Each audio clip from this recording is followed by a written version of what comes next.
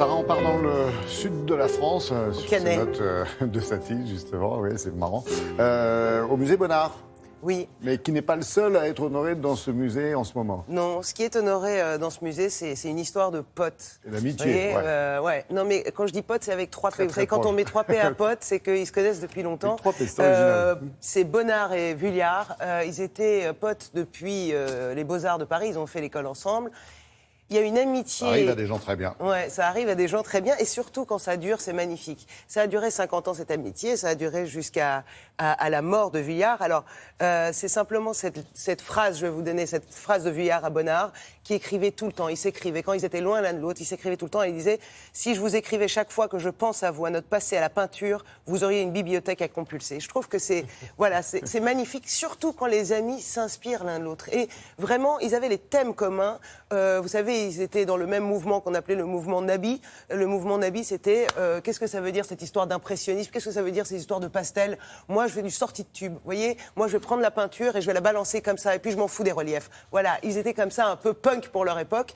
Ils avaient les mêmes centres d'intérêt. Les femmes, évidemment, les paysages et surtout la vie qui devenait de plus en plus moderne. Je vous propose de découvrir cette exposition anniversaire parce qu'on fête quand même les 150 ans de la naissance de Bonnard au musée Bonnard. Regardez.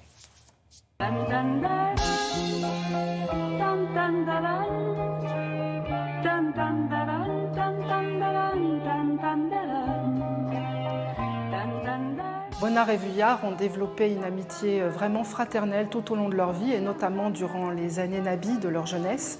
Et ils ont vraiment travaillé ensemble sur des sujets communs, des préoccupations communes.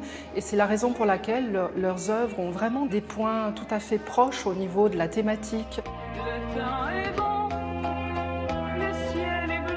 Bonnard et Vuillard travaillaient avec l'avant-garde théâtrale, l'avant-garde des écrivains. Donc ils étaient beaucoup dans le milieu du théâtre, mais aussi ils aimaient les sujets de la rue parce que c'était aussi une préoccupation qui les unissait, parce qu'ils aimaient l'effervescence qu'il y avait dans les rues de Paris à cette époque, le changement, la modernité qui naissait avec l'arrivée des tramways, des omnibus qui étaient quand même encore tractés par des chevaux, l'arrivée des cafés. Toute cette animation les intéressait.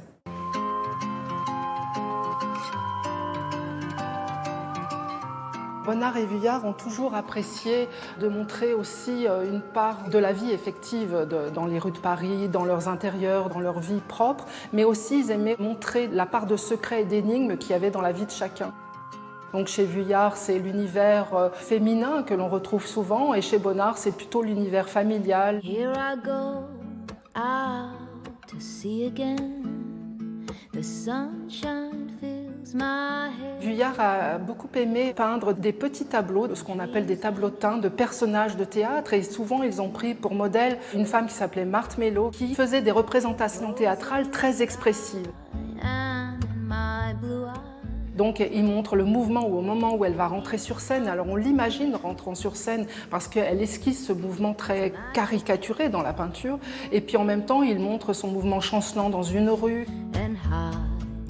It's a wonderful, wonderful life. Bonnard et Vuillard, tout au long de leur vie, continueront à se voir et à s'écrire. La dernière lettre de Vuillard est assez jolie et poignante puisqu'elle lui dit « Si je vous écrivais chaque fois que je pense à vous, à notre vie, vous auriez une bibliothèque à compulser. » Je trouve que c'est magnifique, c'est une déclaration. It's a wonderful life. Qu'est-ce qui vous a plu le plus, vous, dans cette exposition? C'est que finalement, on honore l'amitié Oui. culturelle comme ça. Et que ces amis-là s'inspiraient l'un de l'autre. Et ce qui est génial... Et dans arrive à cette faire des choses très différentes aussi. Oui, bien sûr, mais enfin quand même, on retrouve des thèmes communs. Ce qui est génial dans l'expo, c'est aussi la scénographie, parce que il ne faut pas oublier, c'est une collection de Zeynep et Jean-Pierre Mercier-Rivière, ce sont les donateurs. Ils avaient cette collection. Eux aussi étaient un couple, mais Copains. un couple ami. Ils étaient D'accord. copains. Ils habitaient dans la même maison.